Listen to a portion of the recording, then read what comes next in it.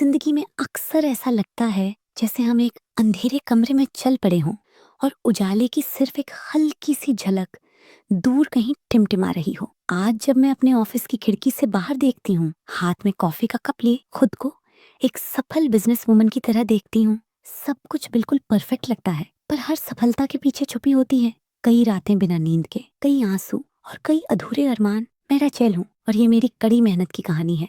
मेरा जीवन एक बहती हुई नदी की तरह रहा, जो पहाड़ों से टकराती, चट्टानों को काटती, अपनी राह खुद बनाती रही।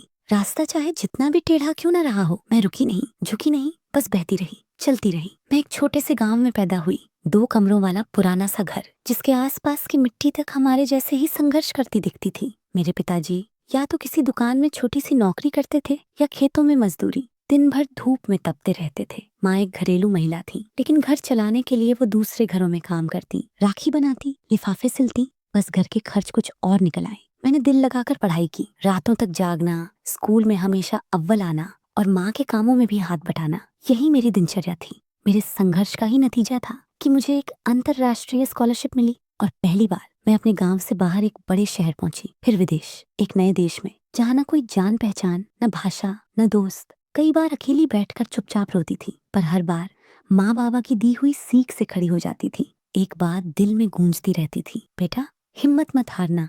वो दिन थे जब लोग कहते थे, गांव की लड़की विदेश जाकर क्या कर लेगी, लेकिन मैंने उन्हें गलत साबित करके दिखाया। ग्रेजुएशन में टॉप किया, पार्ट टाइम नौकरी करके अपना खर्च चलाया, हर चुनौती का सामना किया और खुद को साबित किया। विदेश का अनुभव मेरे लिए सिर्फ एक शिक्षा नहीं, बल्कि एक बदलती हुई पहचान थी। और फिर एक दिन तय किया, अब अपने देश लौटूंगी और कुछ अपना शुरू करूंगी। स्वदेश लौटकर मैंने खुद का छोटा सा व्यवसाय शुरू किया। पहले कुछ महीने बहुत कठिन थे, नई दुनिया, नए नियम, नया बाजार, पर माँ बाप की दी सीख और अंदर की आग ने कभी रुकने नहीं दिया। धीरे धीरे चीजें बदली, बिजनेस चल पड़ा, पहचान बनी, और आज मैं उसी जमीन पर खड़ी हूँ जहाँ मेरी नींव रखी गई थी।